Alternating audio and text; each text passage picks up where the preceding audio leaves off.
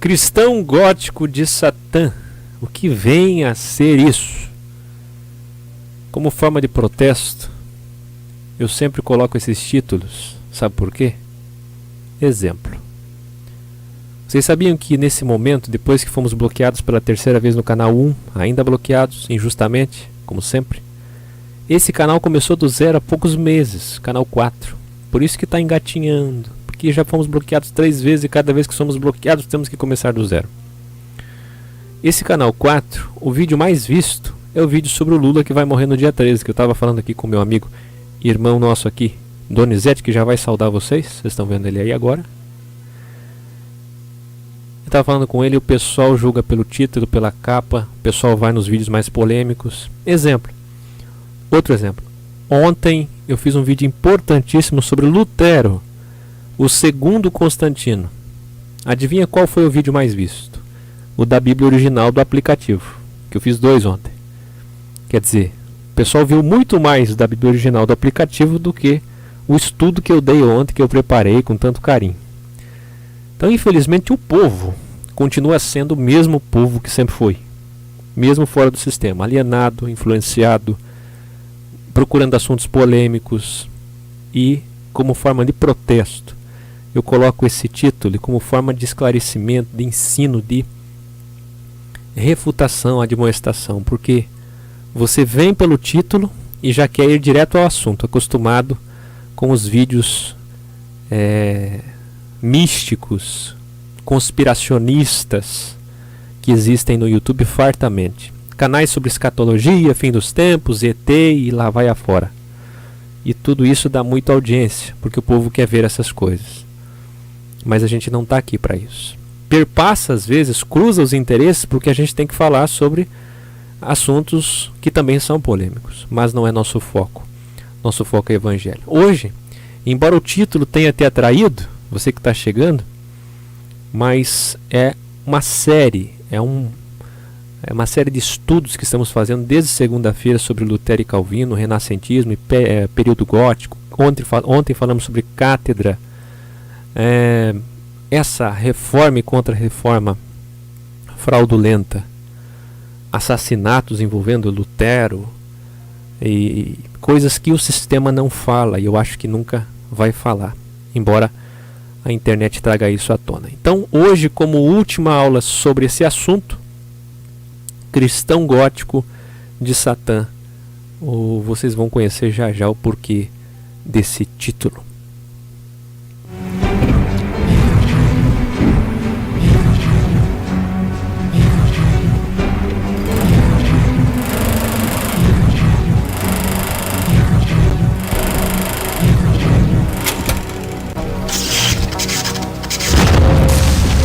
O Evangelho. Cumprimento aqui perante vocês, e ele vai cumprimentar todos vocês, Donizete, de Palhoça, Santa Catarina. Saúde e paz, um prazer tê-lo aqui. Cumprimento a todos com boa noite. Sejam todos bem-vindos. Estilo Batista, boa noite. E vai ser um vídeo muito abençoado. E vamos ouvir, né? Estamos aqui para aprender também, né? O Donizete tinha pedido para ficar só assistindo e eu coloquei ele na... Aqui não tem essa, né, Donizete? Aqui já chega para trabalhar. Tem que participar, né? E ele fala bem aqui no café, por que não falar online também, né? Muito bem. Amanhã reunião em Camboriú, Balneário Camboriú, se prepare. Fizemos um grupo para avisar os irmãos sobre isso. Os que estão saindo do grupo eu já não vou chamar mais, nunca mais para reunião. Quero saber quem são os comprometidos. Quem não é, não é. Cristão gótico de Satanás, nós vamos falar sobre isso depois da apresentação dos visitantes. Mais vitorioso, vitorioso, que chegou aqui. Vamos lá. Mais vitorioso,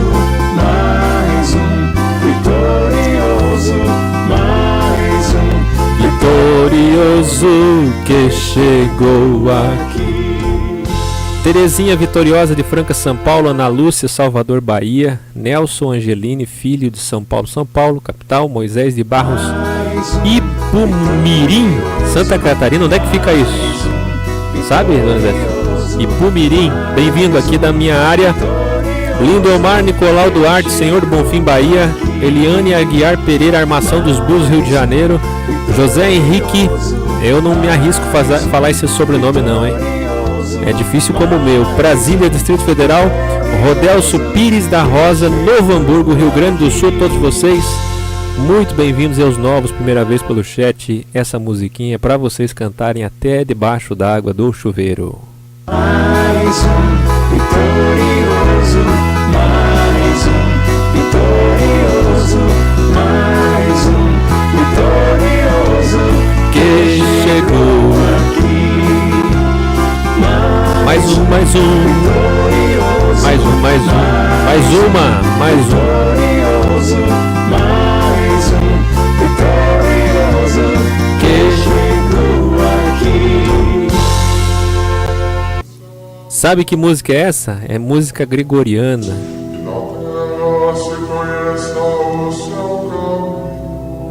Tempo do renascentismo que a gente vai falar hoje. Império Gótico, cristão. Que coisa. Que terror. Que medo, Akel. O que é isso? Explica pra nós. Vamos ver o porquê, pra quê, de onde vem. Vamos entender. Então, gente, nós temos muito aqui para estudar, para a gente encerrar toda essa fase de estudos. Eu quero começar com Mateus, capítulo 4, e Lucas 4, o equivalente. Nós vamos ler já aí Mateus 4 ou Lucas 4, tanto faz. Vamos ler Mateus. Explicando o seguinte. Tem na carta de Tito apenas, nas outras cartas não. Filemon, 1 João, 2 João, 3 João, Judas, não tem nenhum erro. Mas na carta de Tito, no aplicativo Google Play, que foi lançado ontem, da Bíblia Original Orgânica, você que não baixou, baixe.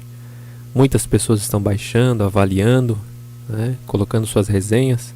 Algumas avaliaram abaixo de 5, não sei porquê, né, mas é só a minoria. Misericórdia, né, irmãos? Trabalho tão lindo desse, tão bem feito, e é só o começo, é só o prefácio de tudo que vem por aí. Você que não baixou, baixe. Mas a carta de Tito que eu estava falando, a carta de Tito, tem 3 erros, que é a repetição de palavras que na hora de colar no aplicativo, o código HTML, foi repetida a palavra ordem 2 vezes e foi repetida a letra E. Então isso aí a gente vai consertar na próxima versão que vai ser atualizada quando publicarmos 1 Pedro, a carta de 1 Pedro. Então não se preocupem, vocês serão avisados, basta estar sempre acompanhando a gente aqui. Mateus 4. Jesus conduzido ao deserto para ser tentado. Vê vocês as tentações ser, ter e poder. E numa delas nos chama muito a atenção, e eu já falei isso várias vezes, porque o transportamento foi nada mais, nada menos que Yahu, ou Yerushalayim, casa de Deus. É isso o significado de Jerusalém, cidade santa. E nada mais, nada menos que no pináculo, não é nem propriamente no templo, mas no pináculo do templo. O que é pináculo do templo? Nós já falamos sobre isso no curso de Sistematizando, mas não custa mostrar aí novamente. Vocês estão vendo aqui o pináculo do templo. Vou colocar aqui um azul ali na caneta para vocês verem onde é que fica o pináculo do templo. Aqui, ó. Tá vendo aqui? Isso aqui é considerado um pináculo do templo. Aqui também, aqui também e aqui também. Então, Satã elevou Jesus ao pináculo do templo. Vê.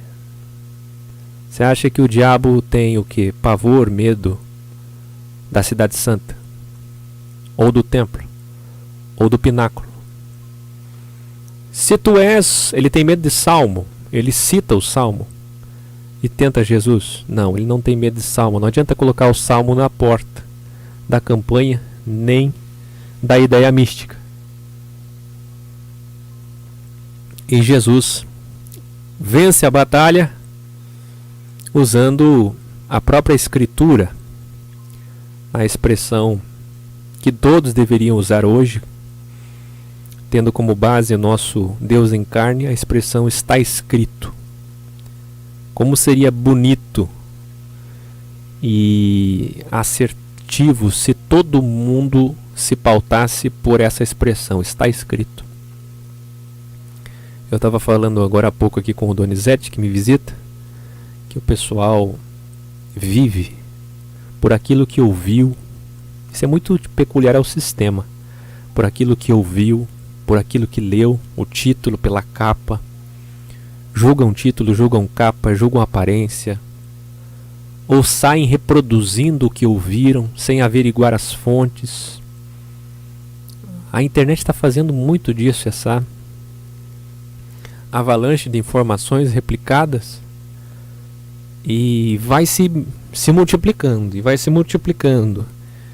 E como aquela antiga história, Donizete, do cidadão que caiu da bicicleta na esquina, e foram aumentando a história.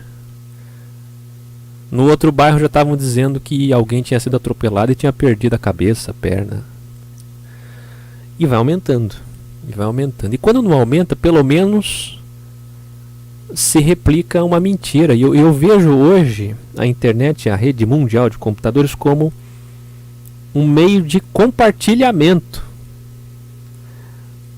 muito mais utilizado para isso do que para averiguar a informação. Vê, a internet te possibilita ver a fonte, ler a informação e compartilhar. Compartilhar devia ser uma consequência daquilo que você leu e entendeu. Mas o pessoal não faz isso. O pessoal só faz o ato de compartilhar porque não tem tempo e nem sequer tem o hábito cultural de questionar. Então continuo fora do sistema, multiplicando uma informação. Quer que eu prove isso? Eu só não faço isso porque eu tenho responsabilidade, mas no encontro eu vou fazer. As letrinhas estão passando aqui e estou convidando, no encontro eu vou fazer. Mas eu não faço isso no meu Face pela responsabilidade que tenho num trabalho seríssimo. Mas me dá vontade, Donizete, de postar uma mentira no meu Face e depois que tiver 1000 compartilhamentos, eu dizer não era verdade. Por que vocês compartilharam? As pessoas compartilham sem averiguar a fonte. Isso é gravíssimo. Se você não assistiu um vídeo todo, não viu o curso todo, não viu a Bíblia, nem leu, nem baixou, se você não pôde assistir e ler, não emita opinião. Não emita opinião. Eu sei que é gostoso o desigrejismo que nos dá a possibilidade da estátua da França, da Van aqui de Santa Catarina, doada para os americanos na influência do poder azul, dizendo a eles, vivam a liberdade, que é um dos lados, um dos vértices dessa pirâmide, porque tem os outros, né, fraternidade e tal. Mas a questão é a seguinte, por que eu estou falando isso? Porque parece-me que levantaram essa estátua no cristianismo moderno e viva a liberdade, mas a liberdade ligada ou à libertinagem ou à anarquia, que é a falta de responsabilidade e, portanto, o destrilhamento do trem, do caminho.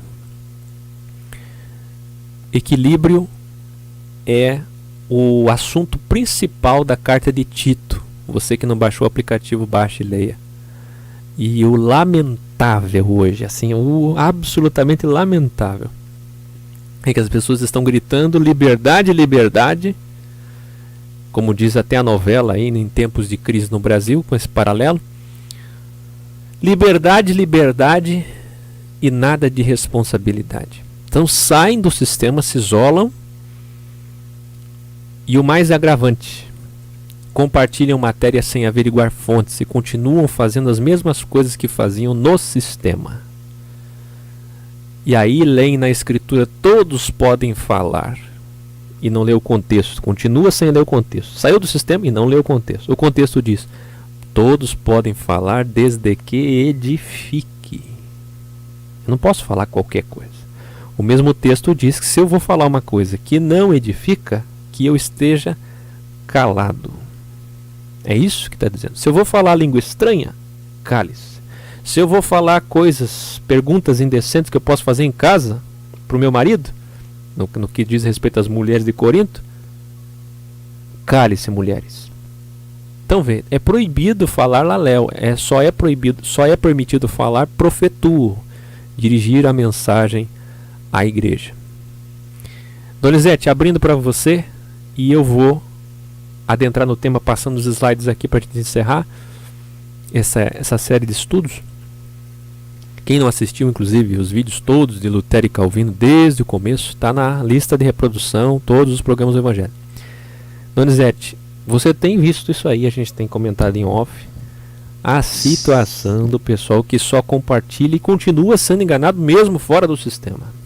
Sim, eu tenho acompanhado algumas pessoas sobre aquele assunto lá do o inferno existe. Uhum. E desde o começo eu entendi que O inferno não existe, né? não estava negando a existência do inferno, Exato. mas estava só apenas comentando, é uma pergunta, né? O inferno existe? Não. Está escrito o inferno não Não existe. existe, né? Ah, e você assistiu já e entendeu no começo. Sim. E parece que algum do pessoal Muitos. não conseguiram entender, né? É. Que era só um tipo de pergunta, né? E o Não. inferno, Um acabou de me escrever sim. que eu fui aprovar agora os comentários, eu seleciono e aprovo. E ele disse assim, que pena, Raquel, que você está enveredando por esse caminho, você está sendo influenciado, que pena, até você dizendo que o inferno não existe. Quer dizer, não assistiu nada, né? E ali então a gente pode entender assim que eu participei de muitas reuniões do sistema, Uhum. de um estudo que uma certa denominação faz numa tenda, 21 dias de estudo. É. E eu fui como convidado e eu pude ver assim, e pessoas estavam trocando a verdade Uhum. por uma mentira que estava sendo ensinado ali naquele local. Sim. E era pessoas que estavam 3 anos numa denominação, não vou citar o nome das placas do sistema, né? E de repente passaram tudo para aquele sistema que estava sendo ensinado. Então eu pensei, mas no pessoal então não tem tanto conhecimento de Bíblia assim, né? Uhum.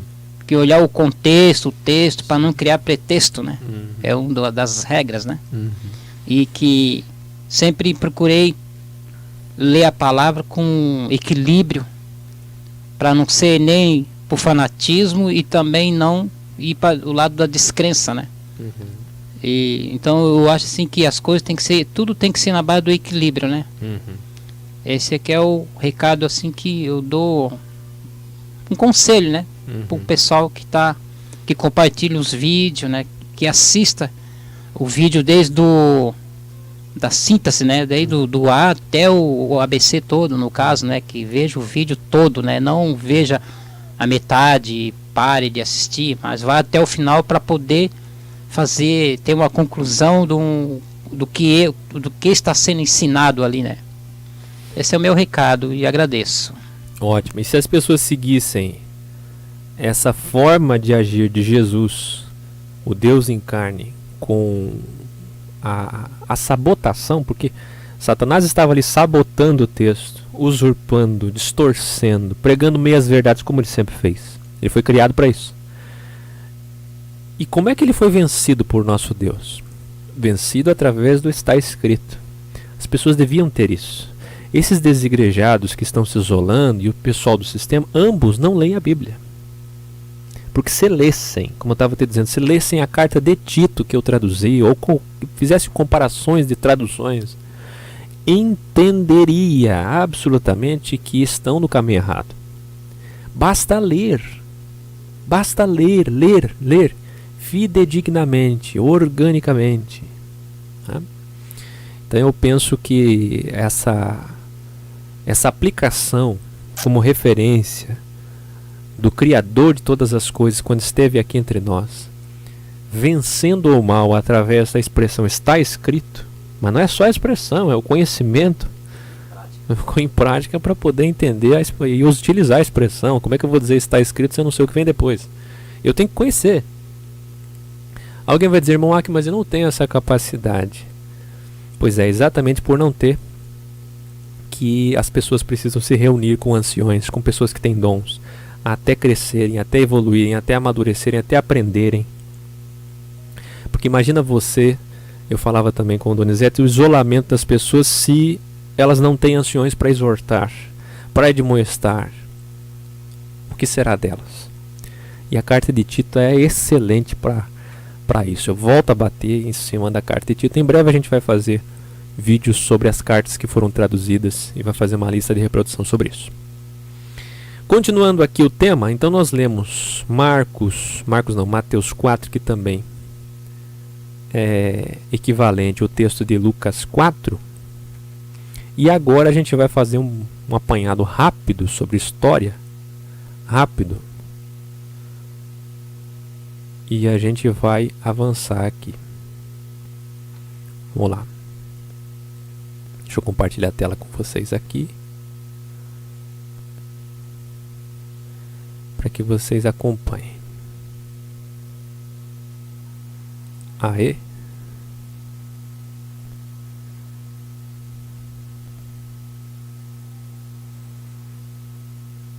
Deixa eu colocar aqui para vocês.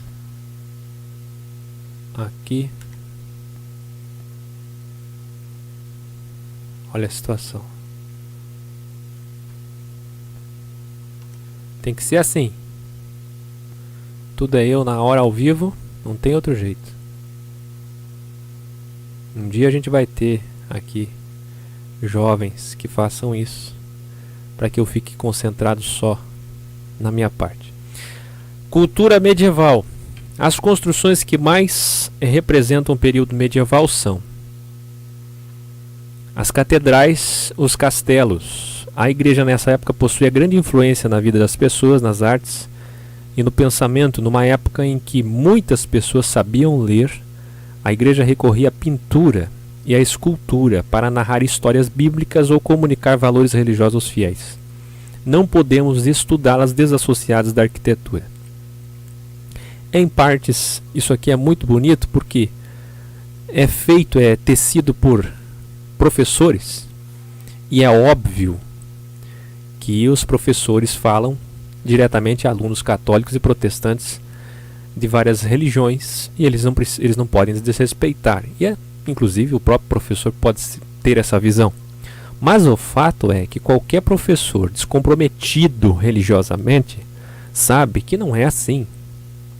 Nós já vamos ver esse período gótico e renascentista ligado, e qualquer pessoa espiritual muito mais ainda, a Satanás.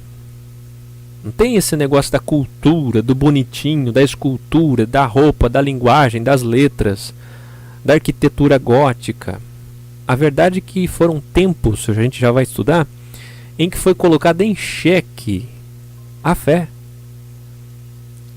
E eu falava mais cedo, antes de entrar no tema, com o Donizete, que isso não é de hoje. Não precisa voltar tanto. Vamos voltar só nos dias de Jesus rapidinho.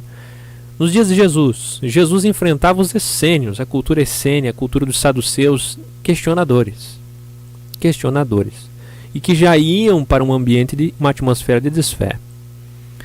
Nos tempos de Paulo, já em seguida, Paulo enfrentou e muito os gregos.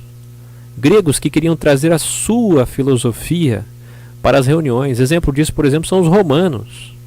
A igreja em Roma estava chamando uma certa reunião de culto racional. Não é Paulo que chama, é eles. Eles queriam trazer o pensamento helenístico para dentro da igreja. E aí Paulo diz, não existe culto racional.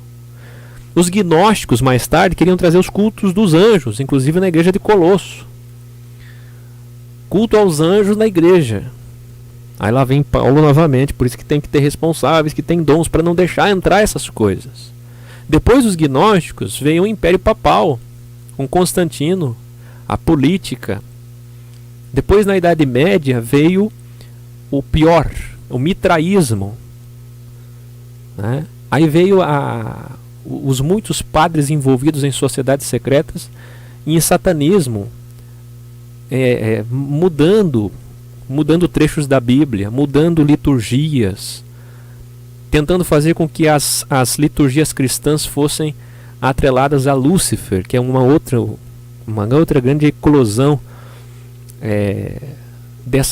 desse tempo que os padres estavam envolvidos em satanismo. Quer dizer, tentando atribuir Lúcifer a Jesus. Aí hoje todo cristão fica papagaiando, vociferando esse vocábulo sem saber o que significa. As pessoas estão por aí, Donizete, falando Lúcifer, Lúcifer, Lúcifer, e muitos nunca souberam, mas você que estuda com a gente sabe. Mas eu pergunto a você, quantos sabem? Quantos sabem disso? O sistema não fala isso, o sistema corrobora com a ideia de que Satã um dia foi bom. E o chama de Lúcifer, inclusive nas entrevistas de exorcismo lá o cidadão, ou por hipnose ou pelo próprio espírito que está ali unicamente para zombar do entrevistador, do exorcista, dizendo que ele é Lúcifer, de um erro da Vulgata Latina proposital, de padres comprometidos com o satanismo. E esse período da Idade Média precedeu o renascentismo, a reforma, a contra-reforma, e aí veio o pior, veio o movimento gótico. O gótico representa isso. A gente vai ver que hoje os jovens tem uma parcela da juventude que é adepta do emonismo, são os emos, e os góticos se vestem de preto e usam muitos piercings, fica à vontade para falar quando quiser. Muitos se reúnem, até já houve casos de muitos da cultura gótica de se reunir nos cemitérios. Sim. Em lugares assim escuros, né? Sim, pra exatamente. combinar com a cultura deles ali, né? E Donizete, músicas frenéticas, rock pesado, né? Hard rock. E outras tantas atribuições ligadas, pode falar à vontade. O heavy metal veio da cultura gótica, né? Sim. O rock pesado, no caso, né? Pesado, exato. Metal ali, né? Porque as pessoas precisam entender o seguinte, não tem nenhum conservador bitolado falando aqui, não estou falando do rock. Estilo musical qualquer, toca o que você quiser. Mas existem coisas, gritos, uivos, o hard rock, o sacrifício de um bode no meio de um show. Sinceramente, na pior das hipóteses, aquilo é satanismo. E na melhor das hipóteses, é alguém querendo brincar com o que não deveria brincar. E querendo aproveitar-se da faixa etária da rebeldia dos jovens, que é exatamente nessa faixa etária que eles têm os maiores fãs, né, e o seu maior patrocínio, e utilizar-se dessas cores, desse estilo musical e uma série de outros fatores para viver, para ganhar a vida. Então pode ser que uma banda toque rock sem ser satanista, o hard rock, mas indiretamente é como se fosse hipnose. O pastor nunca fez hipnose, mas se ele reproduzir o que ele viu o outro fazer, como o Benihim, por exemplo, ele acaba fazendo sem nunca ter aprendido a técnica. O resultado é o mesmo. E a vida é feita disso. A vida é feita ou de matéria-prima aprendida ou de matéria-prima replicada, repetida. Quer dizer, ou eu estudei e faço deliberadamente, ou eu imito outra pessoa e faço o mesmo erro. E tanto faz eu ter estudado para enganar, porque eu sou um padre satanista, ou eu aderir à ideia do padre satanista e cometer o mesmo erro. Qual é a diferença dos dois? Nenhuma, porque o produto, o resultado é o erro. Dá para entender isso? Então a gente precisa entender, antes de passar os slides aqui, que foi um período de desestabilizar a fé, de trazer o raciocínio lógico, e Paulo condenou isso em seus dias, para dentro da igreja. E isso se espalhou na roupa, na cultura. Os jovens, a partir da década de 70, que aderiram a esse movimento que começou na Inglaterra, que a gente já vai ver, dos góticos, aí é uma nova fase, mas que tem sua origem no mesmo lugar. Porque o emo e o gótico, que se vestem de preto, inclusive até a Ku Klux Klan, né, aquelas roupas de sociedades secretas, tem muitos filmes que mostram isso, de sociedades secretas envolvidas diretamente com universidades, tal. Enfim, seja o que for, tudo veio do mesmo lugar, do período em que a cientologia, e nem existia essa religião, já estava entrando na igreja. Então a igreja resistiu bravamente. No começo, quando eu digo igreja, não é a igreja do Senhor Jesus, o corpo, estou falando da católica. A católica resistiu bravamente, condenando Galileu Galilei, condenando o judeu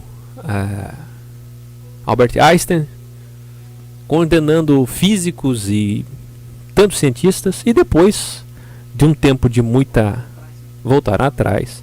E hoje vivem juntos. Aí você vê hoje o Papa Francisco, jesuíta, em atividade, que é uma das sociedades mais fortes de poder, dizendo que eles e os cientistas têm tudo em comum, porque há espaço para o criacionismo e evolucionismo juntos. Então hoje já não há mais a briga da razão e a fé, porque eles querem unir, até porque a gente está indo para a nova ordem mundial, para o movimento do ecumenismo, para o fim de todas as coisas, como está lá em Apocalipse 17:17.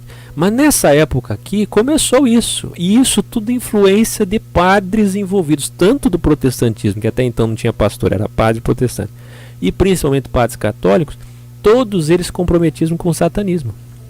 Entre eles, um fantoche usado, que é o que está na nota de $1, o padre Adam Weishaupt. Padre. E o padre Lutero também, envolvido com o rosacrucianismo, que a gente falou ontem aqui, e tantos outros. Vamos para frente. Olha aí. Cultura medieval, então, portanto. A arquitetura romântica. As características mais significativas da arquitetura romântica são abóbadas em substituição ao telhado das basílicas, pilares maciços que sustentavam e das paredes espessas, aberturas raras e estreitas usadas como janelas, torres. A primeira coisa que chama a atenção nas igrejas românicas, eu falei românticas, é o seu tamanho. Elas são sempre grandes e sólidas, daí serem chamadas fortalezas de Deus. É um estilo essencialmente clerical. Vamos para frente. É tanta coisa aqui que eu até confundi o tempo romântico com o tempo românico. Se coloquem no meu lugar aqui que a coisa não é fácil. Exatamente. Basílica de Santo Antônio de Pádua. Igreja de Santa... não consigo ler, é muito pequenininho. Maria de Ripoã. Acho que é isso. Vamos para frente. Aqui é o estilo românico. E vocês devem lembrar que os judeus nos dias de Jesus já falavam da profanação do santuário, porque Herodes, a família herodiana, tinha reconstruído o templo, o segundo templo de Salomão, com colunas e arquitetura românica, já nos dias de Jesus. Já não era mais original, já não tinha mais a arquitetura que se moldava naqueles princípios que Salomão e Davi deixaram, sendo que, vocês sabem, Deus nunca mandou construir o templo, mas aceitou como divórcio, como tantas outras coisas, a sua vontade permissiva. É com aquele negócio, já que querem fazer, então façam. O importante é que eu vou descer um dia na terra e vou mostrar para vocês qual é o templo, né? Porque eu não habito, e assim por diante. Mas Salomão fez, e eles respeitavam, afinal foi um rei de Israel, 40 anos, respeitado, a Arca da Aliança estava lá, por isso a presença do Senhor desceu, e o comprometimento com o seu povo. Se você não sabe, o povo do Senhor é tudo. É Yahudim, quer dizer, Din povo, Yahu o nome dele. O seu povo carrega a sua marca, carrega o seu nome. Então não importa o rei que está na frente. Aliás, é essa concepção velho testamentária que hoje inunda as igrejas, entre aspas, quando eles dizem que você tem que obedecer ao pastor independentemente se ele for bom ou mal.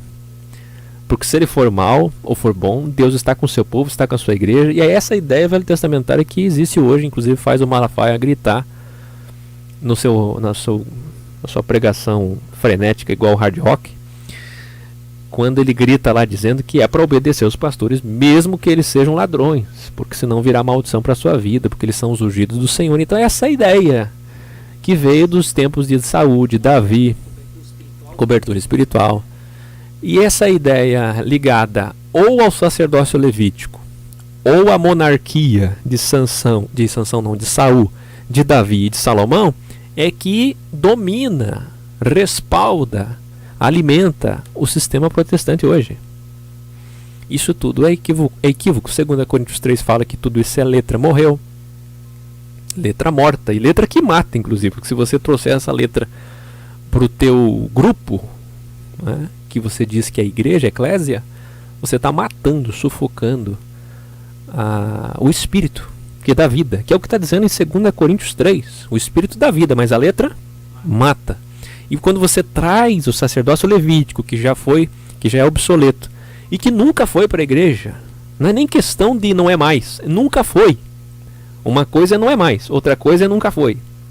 O pessoal discute muito dízimo, não sei porquê. Quer dizer, o pessoal, 20% dos que estão saindo do sistema de dízimo diz: gente, por favor, o dízimo não é nenhuma questão de deixou de ser, morreu na cruz. Não, o dízimo não morreu na cruz. Essa é uma expressão que uma vez eu usei e me arrependi profundamente, porque o dízimo nunca morreu na cruz. O dízimo não morreu na cruz.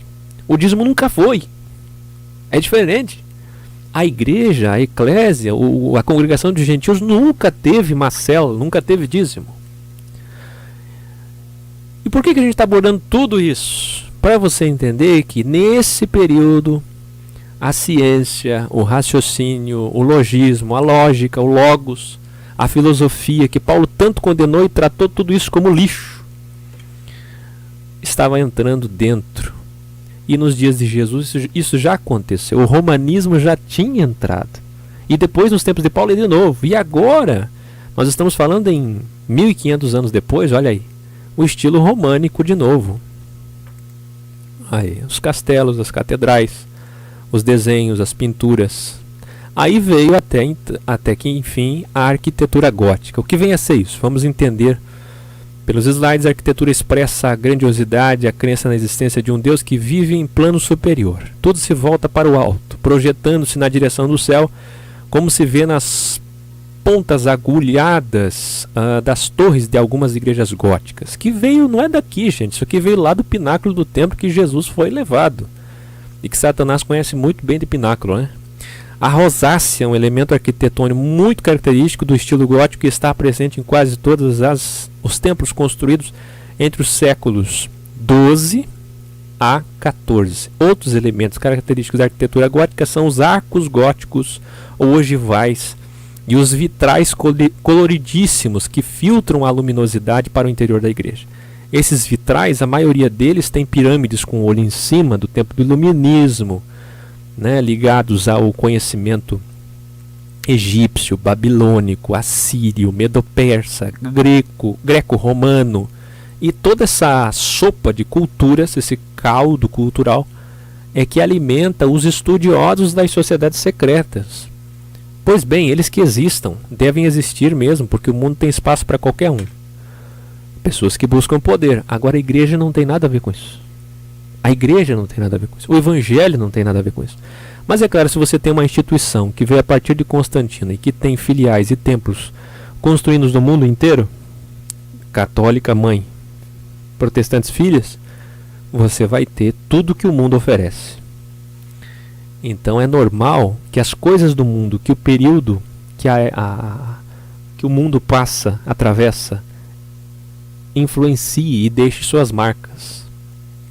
E aí eu te pergunto, Donizete, por essas características, qualquer pessoa que tem um mínimo de conhecimento bíblico e de história e o mínimo de experiência com o Criador dos céus e da terra, já por isso, só por isso, por essas fotos que eu vou mostrar aqui, estou mostrando, já não são suficientes para entender que o sistema católico, protestante, cristão colocado aí não tem nada a ver com o corpo de 1 Coríntios 12, de 2 Pedro 2, de Hebreus 3:6 e etc.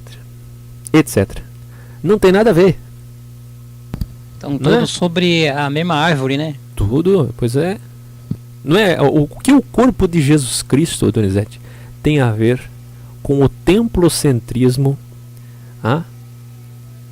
com o espalhamento de templos pelo mundo todo. Templos que são influenciados por culturas, por tempos, por guerras, e que têm as marcas daqueles que dominaram.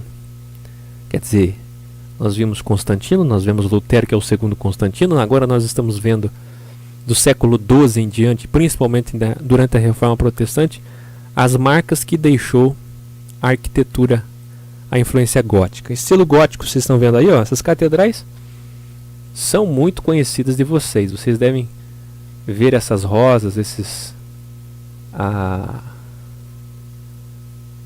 ligadas à influência do paganismo. Isso tem lá na tua cidade, tem em qualquer lugar. Inclusive a palavra catedral, onde nós explicamos, vem de cátedra, cadeira do bispo, condenada em 1 Pedro, em Tiago 2, condenada em Mateus 23, em São Paulo, Aparecida, sim. Aqui as pinturas góticas, cruzadas. A nossa irmã Claudina Possamay está na Alemanha, se ela puder mandar fotos. A Ellie, que esteve na Alemanha várias vezes, me mostrou as fotos das catedrais luteranas, metodistas, batistas, principalmente luteranas, na Alemanha. Todas elas com demônios esculpidos, com monstros. Presbiteriana também, monstros, demônios. Sabe, aquele ambiente sombrio. E é dessa época, escuro. Eles pagavam caríssimo para artistas desenharem, pintarem, fazerem efeitos de luz, ambiente sombrio, triste. Por quê? Porque dizem que isso representava o raciocínio lógico de um Deus que está lá em cima e nós estamos aqui embaixo, não mais sendo guiados por ele em tudo, mas sim pensando como seres pensantes. Quer dizer, na verdade a influência disso é do satanismo. Não tem outro aspecto, porque a gente não pode nem abordar hoje aqui, não dá tempo, mas veio exatamente disso. Porque qualquer pessoa espiritual não vai sentir paz olhando para essas catedrais. Eu conversei com 2 pessoas católicas recentemente, e que deixaram do catolicismo, e elas disseram assim para mim: sabe uma coisa, que eu nunca tive paz? Aquelas imagens e aquela arquitetura católica. Eu participava da missa, eu até gostava da imagem de Jesus na cruz, de Virgem Maria, me sentia paz, acendia a vela, tal, mas quando eu via tudo aquilo ali montado, me dava um certo arrepio, um certo medo, um certo questionamento, e sempre vinha em minha mente algumas perguntas.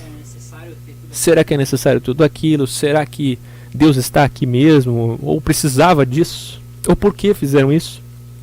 Mas como todo questionamento é um pressuposto para rebeldia, então eu não quero ser rebelde. Aqui, se está todo mundo aqui há muito tempo, de geração em geração, quem sou eu para questionar o que está posto? Aqui vem o Santo Massacre. Em sua recente visita à Terra Santa, em celebração pela passagem no segundo milênio do cristianismo, o Papa João Paulo II pediu perdão aos judeus e muçulmanos pela Igreja Católica ter há 900 anos atrás instigado a cruzada que terminou por produzir um terrível massacre da população civil judaica e árabe de Jerusalém por parte dos cavaleiros cristãos. Então, essas mortes, esses cavaleiros templários, guardiões templários, tudo isso está relacionado a o que está acontecendo hoje, gente. Se você não assistiu, assista o vídeo Papisa, coloca Papisa Akel.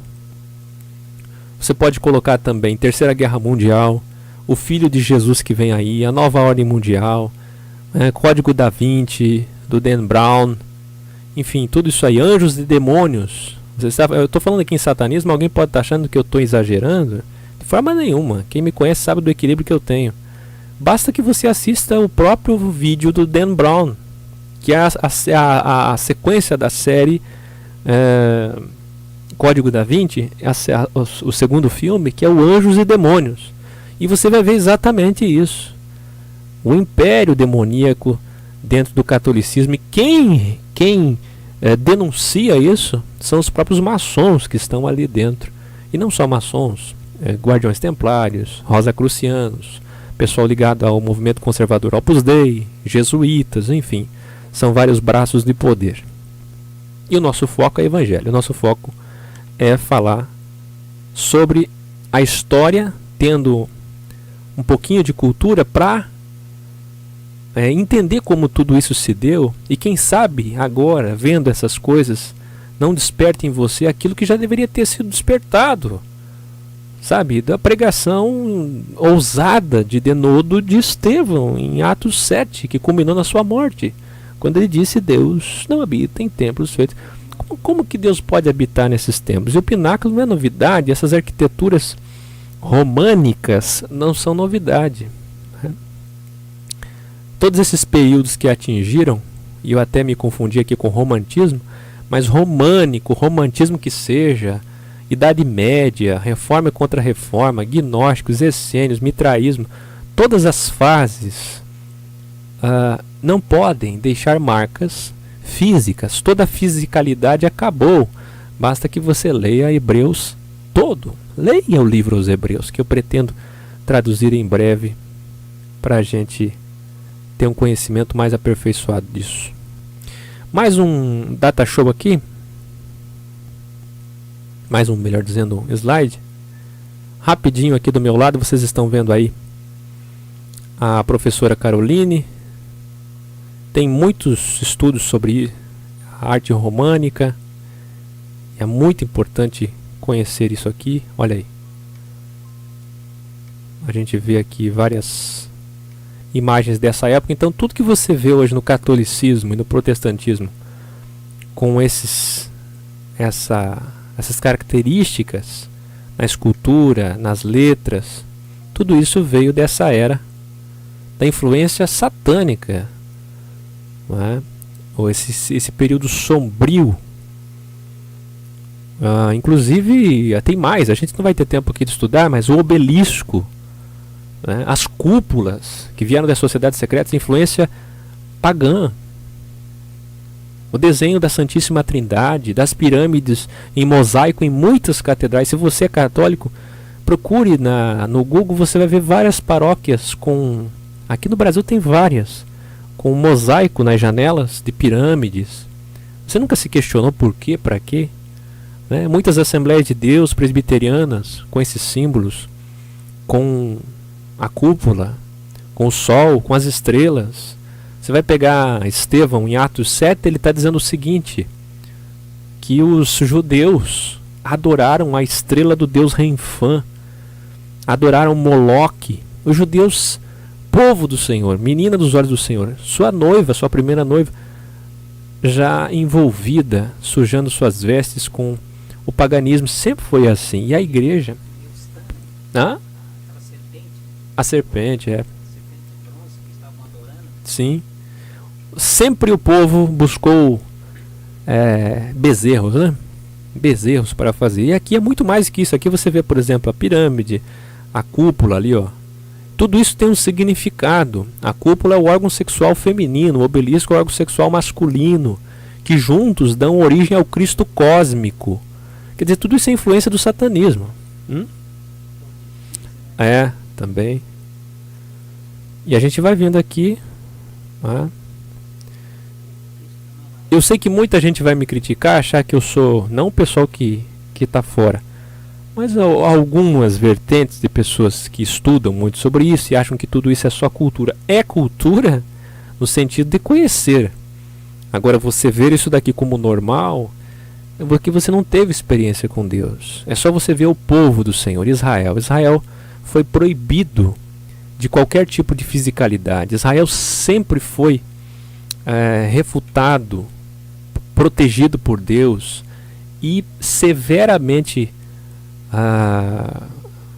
redarguido pelos profetas que se levantaram ao decorrer dos tempos, porque sempre estavam caindo nisso. Seja qual fosse o povo pagão que estivesse próximo deles, seus filhos casavam com filhos pagãos e davam-se em casamento, dando origem a gerações misturadas, fora da cultura, fora da Torá, né? Se corrompendo com os costumes de amalequitas, de moabitas, de amorreus, de perizeus, de heteus, de jebuseus, de filisteus. Não é de hoje. E o que a gente vê é que se você não está entendendo isso é porque você não conhece o Evangelho. Você conhece tudo menos o Evangelho. Você vê Sadraque, Mesaque e Abednego. Você vê Daniel. Quem são eles? Jovens que dentro de um reino satânico não se encurvaram, não só diante da imagem posta, mas não comiam nem do manjar do rei. Quer dizer, contra a própria moda da época. E hoje, eu até estou para fazer um vídeo, eu vou aproveitar para falar. Hoje, se você pega a rede social, escolha uma rede social, que é um meio de comunicação. Escolheu? Agora entre nela e procure as jovens de hoje.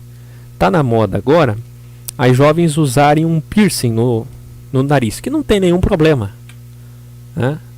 Rebeca usava. Rebeca inclusive ganhou essa argola do Eliezer.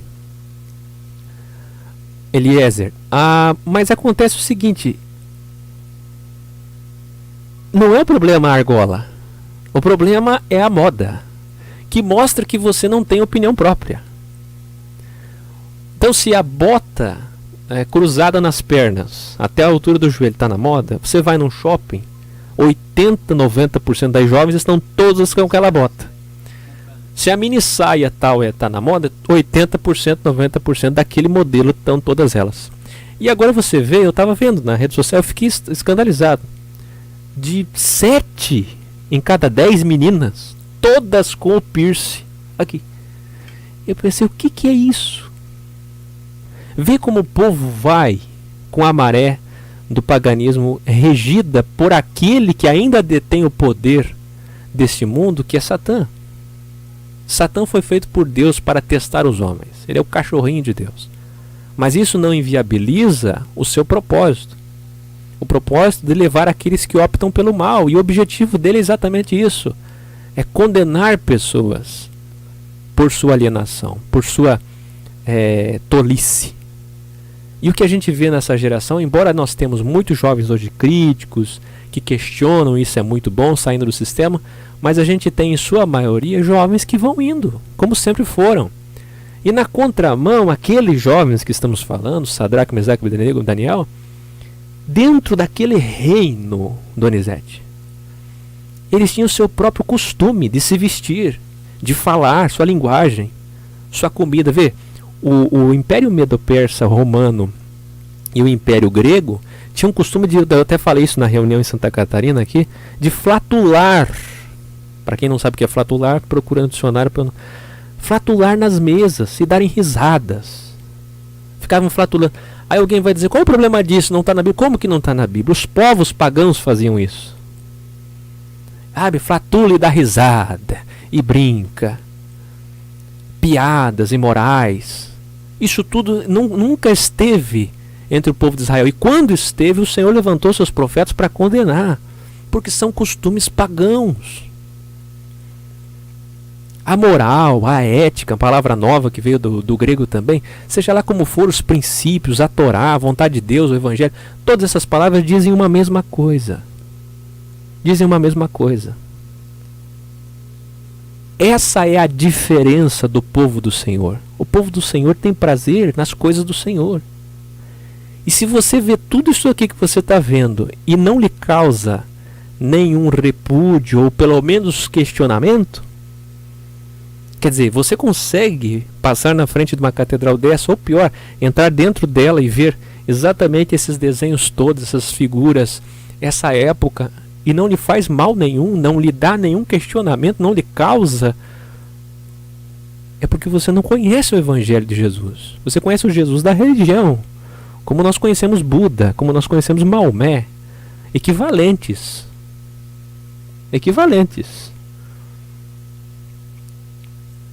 E não o Jesus Salvador, o Yahushua. Yahushua. Yahushua é o Yah. É a pronúncia do tetragrama, o Criador dos céus e da terra que veio para salvar. Você não conhece ele. Ele é o próprio Evangelho. Esse programa se chama Evangelho, ele não conhece. Não tem como conhecer, Donizete.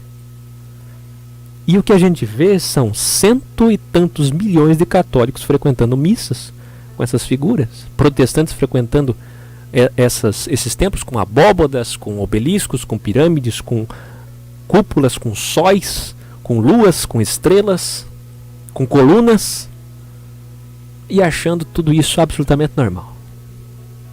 Não é normal. É um sistema satânico que nada tem a ver com o Evangelho. Viu? Vamos pra frente. Olha aí. Pintura gótica. Né? Inclusive muitas pinturas. Inclusive a gente já falou isso num vídeo. Pinturas. Eu não sei se vai ter aqui nessa seleção. De Jesus com Maria Madalena. Jesus efeminado. O quadro da Santa Ceia, Da Vinci.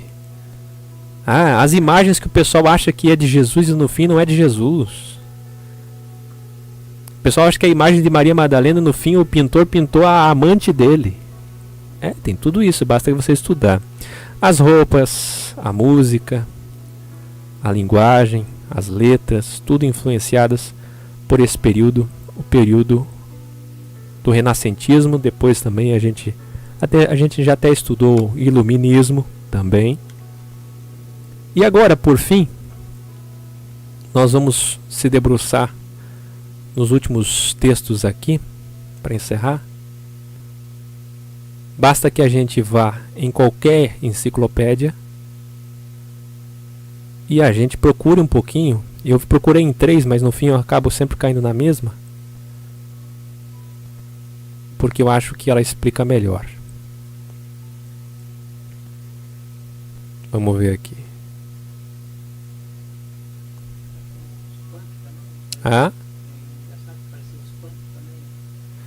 Tem. Sim. Eu já vou. Fique à vontade para falar no microfone quando quiser, tá, Donizete? Pode falar. Cultura punk também é, só que engraçado, né? Os góticos, eles tinham as roupas pretas, né? Sim. E os punk já eram meio diferente, já vinham de branco, né? Então, tudo isso é absolutamente normal que no mundo a gente tenha jovens que sejam pessoas que busquem, né, esses grupos. São, como a gente costuma dizer, lobbies, grupos que defendem uma causa. É normal existirem. Agora, o que não é normal é a origem, e espiritualmente inconcebíveis do ponto de vista do Evangelho. Então, gótico, estilo de vida. Essa subcultura começou nos anos 70 no Reino Unido, Inglaterra, como eu disse. Chegou aqui no Brasil com música, pós-punk. A gente já falou, vestuário, cinema, tudo modas efêmeras que levam milhões da geração contemporânea. O gótico em si, ao longo da história que a gente estudou agora, não começou agora, não tem nada a ver com apenas se vestir de preto, mas sim com a Igreja Católica. Tudo começou na Idade Média, Baixa Idade Média, com a Igreja Católica. E a influência satânica. E depois, no século XVIII, com a reação ao Iluminismo, surge o Romantismo. Aí sim, o Romantismo que eu estava falando ontem, que idealiza uma Idade Média e que na verdade nunca existiu. Nesse período, o termo gótico passa a designar uma parcela da literatura romântica. Como a Idade Média também é conhecida como Idade das Trevas, vê só, olha só como é que ela é conhecida. Idade das Trevas. O termo é aplicado como sinônimo de medieval, sombrio, macabro e por vezes sobrenatural. Aí sabe o que acontece? Esse mesmo renascentismo, tá, de questionar, Donizete, qual o problema? Essa frase sempre existiu. Qual o problema? Essa frase ela é importante no que se refere ao hábito de pensar. Como é importante pensar, mas não de sair de um extremo da alienação, do bitolamento, para ir para outro extremo. E sabe o que acontece com os jovens hoje, e não é de hoje? Eles começam a pensar, aí eles perguntam: qual é o problema de usar uma caveira, por exemplo? Nenhum. É o símbolo da igualdade, afinal todos morreremos. É verdade. Se você quiser colocar uma caveira pensando nisso, explicando, fazendo questão de explicar que todos morreremos, realmente, embora seja tenebroso um cemitério, embora seja tenebroso para nós, misticamente, ver uma caveira, exceto se é aquela caveira que está no laboratório, aquela causa um pouco menos de pavor, mas não há nenhum mal nisso. Se você superou isso misticamente, isso é bom, sinal que você é um desmistificado, não tem medo de ver uma caveira. Eu não tenho medo.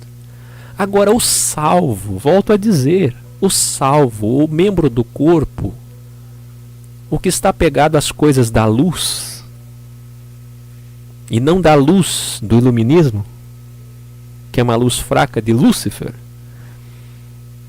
e não o Lúcifer que foi Lúcifer, mas o Lúcifer que queria ser Lúcifer e nunca foi. É esse satanismo que me preocupa, porque o pessoal pode achar que satanismo o pessoal lembra do batismo dentro de um caixão cheio de sangue. Não, gente. O satanismo diz que Satanás e Jesus são irmãos. Que Satanás é um agente de Deus, como eu ensino, inclusive, usado para testar os homens. Mas que eles vão se acertar no final. Que o importante é perdoar Satanás, os dois vão estar juntos. Que Satanás é importante no reino, porque são os filhos de Deus, Satanás e Jesus. Fale no microfone. Alzir Zarurda, da LBV, é uma ramificação branca. É uma ramificação branca do satanismo. Porque vamos falar a verdade. Isso é satanismo. Satanismo não é, gente, partir um bode no meio. Embora também exista aqueles que oferecem até crianças ao deus Moloque lá no templo do Vale de Non. Sempre existiu e existe até hoje. Fazem essas oferendas, essas feitiçarias. Eu estava até inclusive conversando com o Donizete que esses feiticeiros de hoje, bruxos, são tudo casquinha, são muito fracos.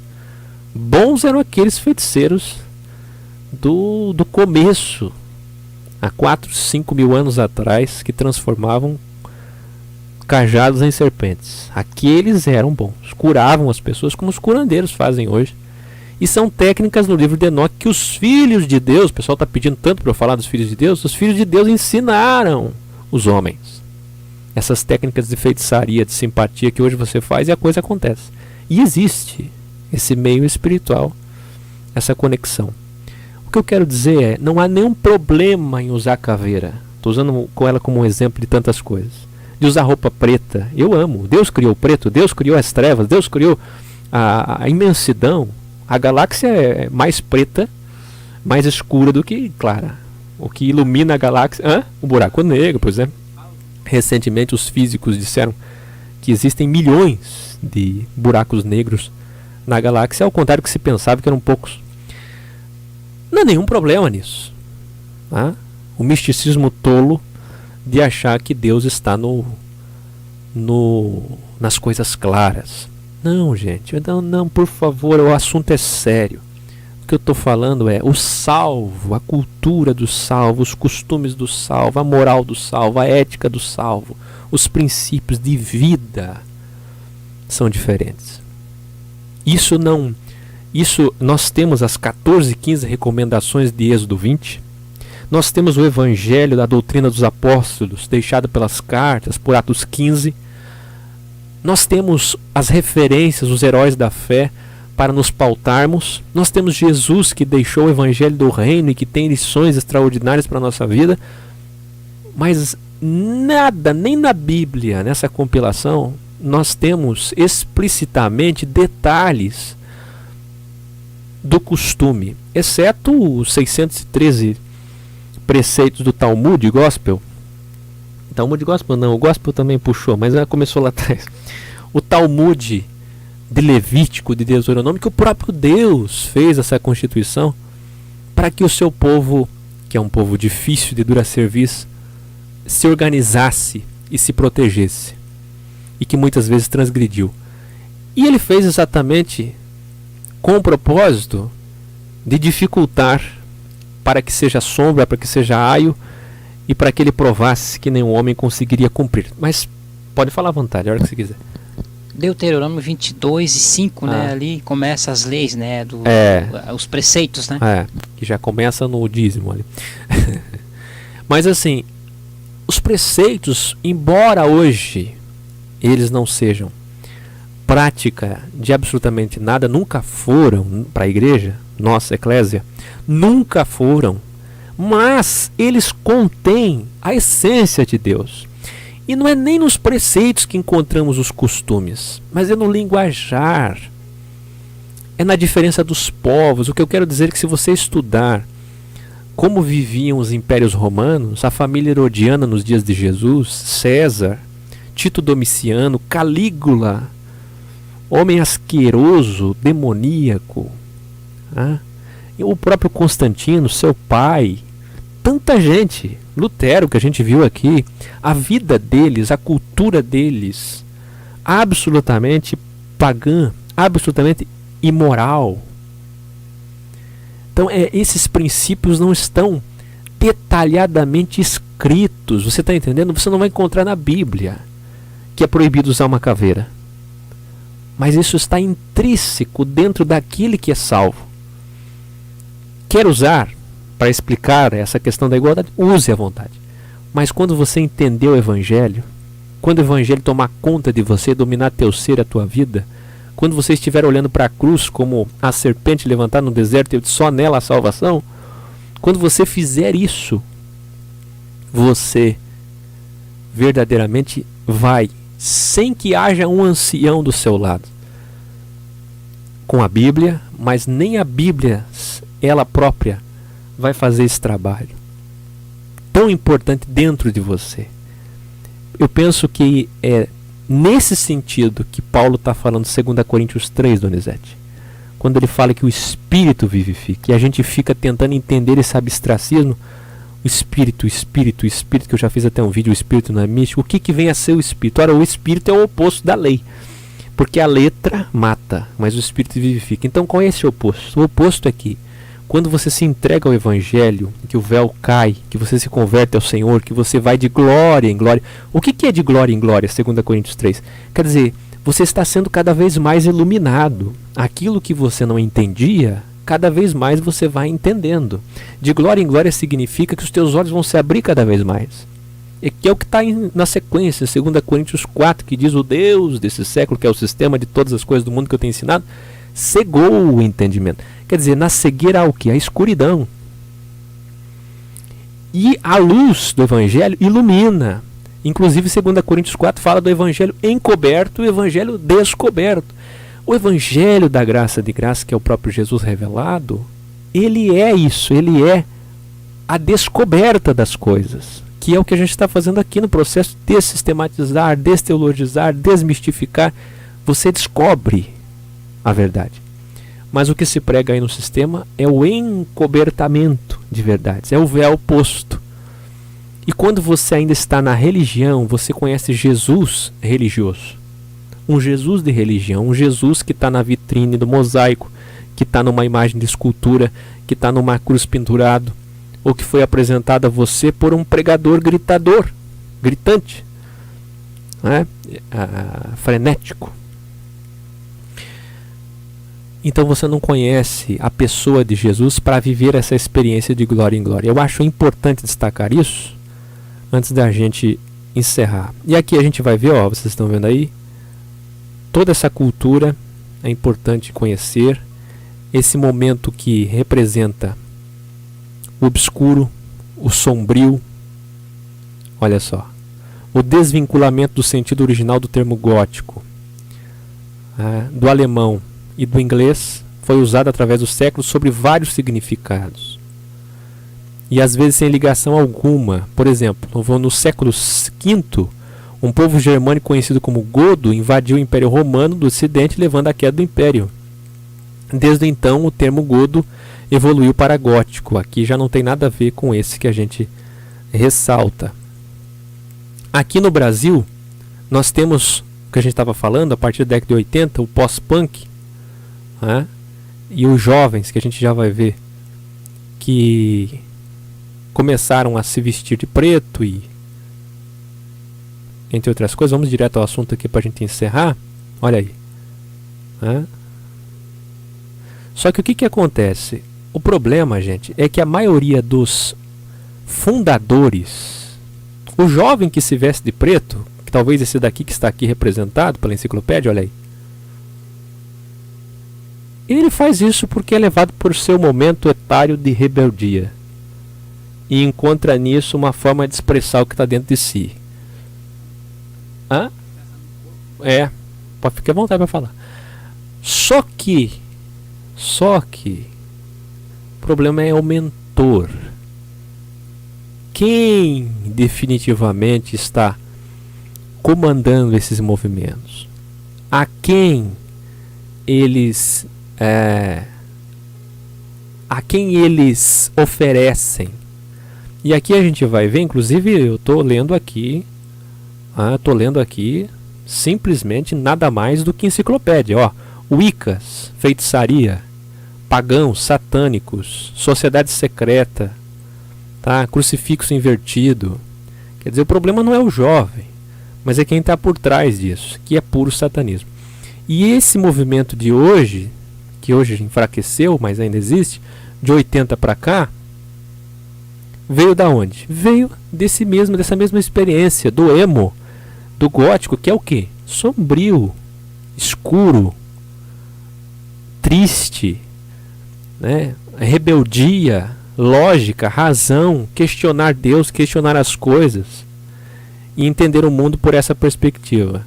E tudo isso também está presente nas mesmas características desse processo de 1980 para cá, que começou, né, no Reino Unido.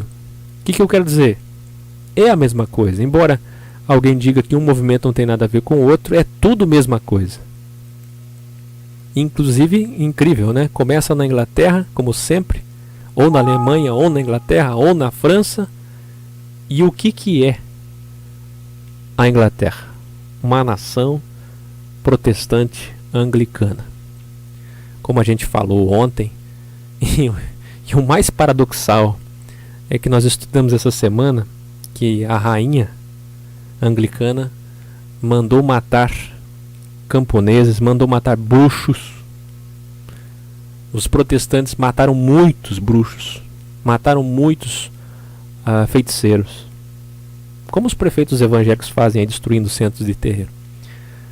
E tudo isso começou lá atrás. O protestante aprendeu com a sua mãe católica e teve assim também a Inquisição protestante. Aí eu pergunto a vocês, não é paradoxal? É o Reino Unido protestante que manda matar os bruxos, e é de lá que sai o Império Gótico, a cultura gótica. Quer dizer, eles mesmos que condenaram outrora matando bruxos, eles mesmos, Donizete, colocam hoje na cultura, são os precursores da cultura gótica e emo. E mais do que isso, eles mesmos são os autores do Harry Potter. É lá que começou o Harry Potter, bruxaria para crianças e adolescentes. Mesmo que seja tudo entretenimento, mas qual é a essência? De onde vem? Aí alguém vai dizer, qual é o problema do meu filho assistir Harry Potter? Eu pergunto a você, aquele povo do Senhor, Yahudim, há 4.000 anos atrás, há 3.000 anos atrás, por acaso, os filhos de Israel se deparavam com esse tipo de passeio, entretenimento, divertimento, diversão, passatempo? Era isso que alimentava a cultura dos filhos de Israel? Os pais, fiéis às recomendações da Torá, deixavam seus filhos participarem de eventos pagãos dos povos circunvizinhos? Muitas vezes Israel prevaricou tanto que passou a ser chamado de Babilônia espiritualmente, de Egito espiritualmente. Pelo profeta Jeremias, por exemplo, Jerusalém passa a ser chamado de prostituta. O seu povo se prostituiu. Então olha como Deus vê quando o seu povo passa a se contaminar, a comer nas mesas com ídolos, ou nas mesas dos ídolos, ou nas comidas oferecidas aos ídolos, como está em 1 Coríntios 10. Por que tudo isso é importante? Porque não é extremo, gente. 1 Coríntios 5 diz: não sente com o irmão que mente, que rouba. Sente com um pecador, com um pagão. Sente com o emo, com o hard rock. Sente com o gótico. E fale do evangelho para ele. Mas é no sentido de dar testemunho, de mostrar a ele o caminho. Porque muitas vezes a sua rebeldia é só uma forma de esconder o que está dentro do seu coração. E a resposta está com você, que conhece o evangelho. Você pode apresentar o Criador para essa pessoa. Mas sabe o que acontece? As pessoas vão de um extremo para o outro, Donizete. Aí eles vão para o princípio da santarrice, da santolatria. E a gente vê as denominações que proíbem tudo e tudo, todos e tudo. Não há nenhum problema em ler Harry Potter. Mas eu pergunto, você tem discernimento para entender e ver aquilo culturalmente, para saber o que se passa no mundo? Não há nenhum problema, volto a dizer, em colocar uma caveira no quarto. Mas eu pergunto, por quê? Para quê? E como eu sempre ensino, tudo é motivação. E muitas coisas que não estão na Torá, que não estão no Tanar, mas estão intrínsecos dentro de você. Porque o Espírito da vida é o Espírito que vai te guiar. É essa palavra em Espírito, o Senhor em Espírito dentro de você, que vai te guiar e não vai deixar você fazer isso. Não é por credo, não é por dogmas, não é por doutrina humana, por preceitos religiosos da denominação, que vai dizer para você, você não pode. Eu posso tudo. Paulo disse assim, todas as coisas eu posso.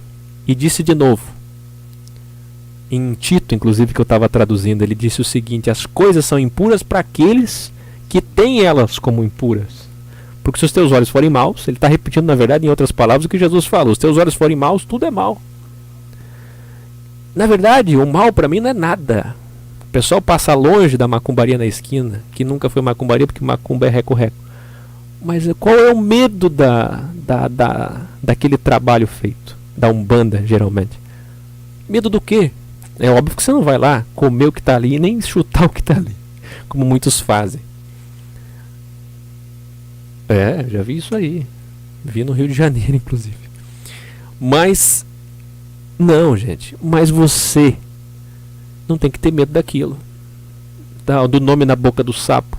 A terra de cemitério que jogaram no teu quintal. Ou você crê no Senhor ou você não crê no Senhor. Nenhum mal chegará à tua tenda. Na verdade, muitos males chegarão. Mas no contexto do Salmo 91, o que ele está dizendo é o seguinte: o poder de Satanás, daqueles que são seus agentes, feiticeiros, não vai chegar em você. Feitiçaria não vai chegar em você.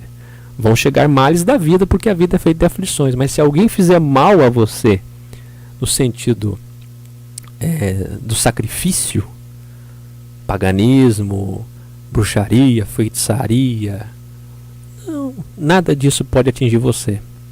E por que eu entrei nesse assunto também, para encerrar? Donizete, fala as tuas considerações finais agora. Por que eu entrei nesse assunto? Porque as pessoas hoje vivem num misticismo dúbio. Ou eles estão no sistema com medo de tudo, e satanizando, demonizando, deusificando e proibindo, ou eles saem e aí vão para a libertinagem. Aí assistem Harry Potter, come a comida do mundo e se estraga, e ainda ficam questionando: qual o problema? É o renascentismo, o iluminismo, qual o problema? Então nem um lado está certo, nem o outro. O certo está no evangelho do equilíbrio. Você não faz, não porque o EC, que é só um trabalho, proíbe. Porque não pode proibir nada. Não porque Paulo disse para não fazer. Mas você faz porque você é um salvo. Você faz porque você é um salvo. E sendo um salvo, você sabe muito bem quais devem ser suas características, suas atribuições, seu linguajar, suas vestimentas, seu agir, seu proceder, tudo. Donizete. Eu costumo sempre comentar assim, como esse assunto assim de paganismo, culto afro-brasileiro, né? Não tem nada contra, mas eu sempre costumo dizer para os cristãos que se as coisas naturais acontecem, sempre leva para o lado espiritual. Sempre. E diz, é macumba que fizeram para mim, né? Meu Deus, fizeram um trabalho na esquina, e passe longe disso, né? Até eu conheço pessoas que chutaram aquela oferenda ali, e eles dizem que depois contraíram uma doença, e diz que foi atribuído àquilo ali. Eu particularmente, eu sempre ignorei essas coisas. Eu nunca mexi em nada, mas também, assim, se você está em Cristo, como diz o apóstolo João, porque o perfeito amor lança fora todo o medo, né? E então, assim, o cristão ele deve saber em quem está crendo, como diz o apóstolo Paulo, porque eu sei em quem tenho crido, né? E eu deixo esse conselho para os queridos irmãos, né? Os cristãos que tá acompanhando o vídeo, né? Que não podemos viver assim um evangelho assim, aquele evangelho do medo, aquele assim do, como diz, do 1, 2, 3 enzola, né? Superstição, né? Supersticioso e outras tantas coisas que poderia a gente comentar aqui. Eu desejo para todos que compartilhem o vídeo, né? Que se aprenderam sobre a cultura gótica. E quero dizer para todos que uma boa noite para todos, né? Estou muito feliz de estar aqui compartilhando com o Akio aqui nesse trabalho. E uma boa noite a todos. Valeu a presença, Donizete, amanhã indo para Balneário Camboriú, e quem quiser ir junto, esteja aqui em casa 2 horas da tarde, reunião em Balneário Camboriú, 16 horas. Gente, o Donizete falou muito bem. Medo do quê? Misticismo por quê? Isso tem que ser feito, desmistificar. A última fase que a gente vai falar muito para quem for no encontro. Hoje não vai dar tempo de ler o chat, que eu tenho que aqui a falar, dar atenção para o Donizete, mas eu tenho certeza que vocês participaram. Vou só colocar aqui do ladinho um momento, como sempre fazem todo dia, e essa página é lida por milhares de pessoas e com certeza vai edificar a vida de muita gente. Olha aí, vocês estão vendo aí os comentários todos.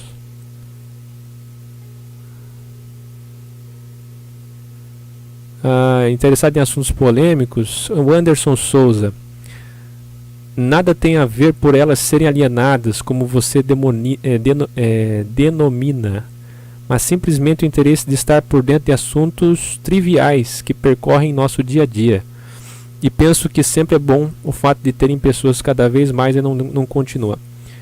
Não, veja só. Eu acho que quem tem que analisar melhor antes de proferir alguma coisa é você. Porque se você observar Paulo e Jesus, eu pergunto a vocês, quantas vezes Paulo e Jesus falaram sobre ETs? E já existia. Quantas vezes eles abordaram o fato da corrupção humana de Gênesis 6 dos filhos de Deus? Quantas vezes Jesus e Paulo entraram em assuntos polêmicos? Pouquíssimas, né? Então eu só sigo o meu chamamento. O foco majoritário é no Evangelho. Eu não estou desprezando os que vêm assuntos polêmicos. Eu estou falando, não é para você, não é para ninguém. É para, quer dizer, é assim para muita gente. Mas não é para você, para ninguém específico. Não sei por que você se ofendeu.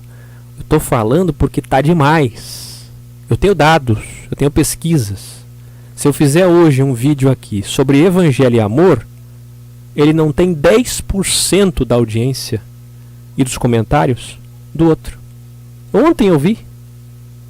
Se você ver o número de pessoas que gostam, compartilham, sabe, clicam em gostei, porque eu não preciso que façam isso.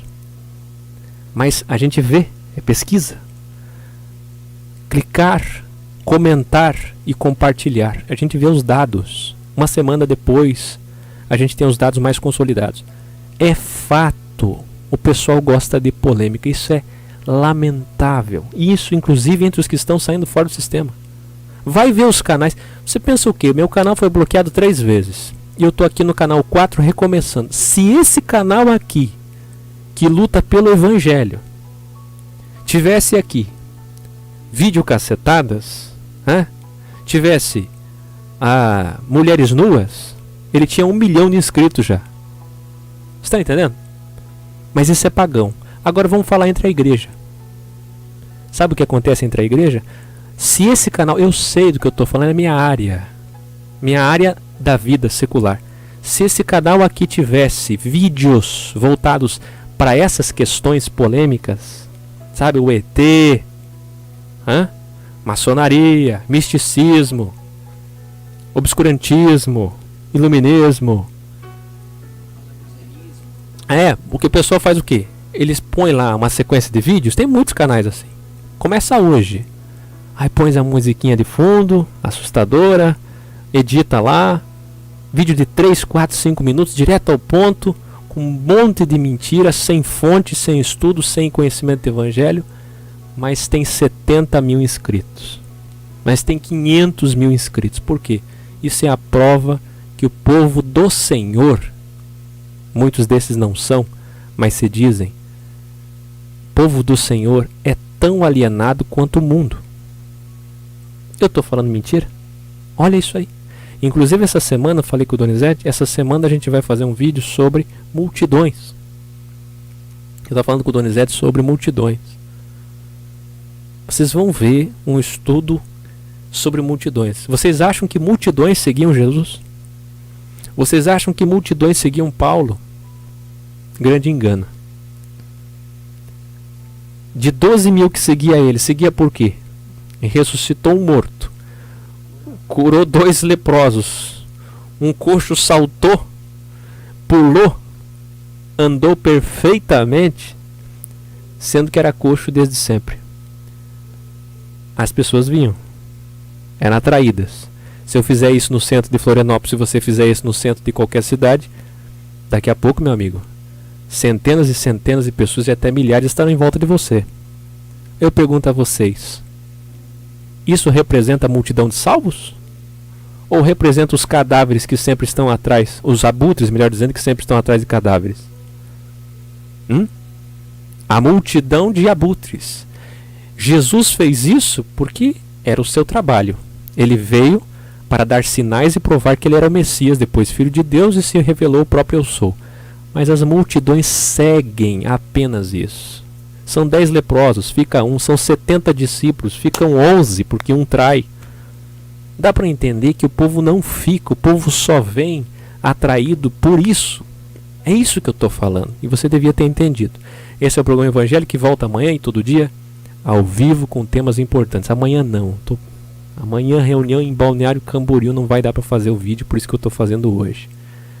Hoje, excepcionalmente fazendo, porque amanhã não tem. Segunda a gente volta, 9h30 da noite.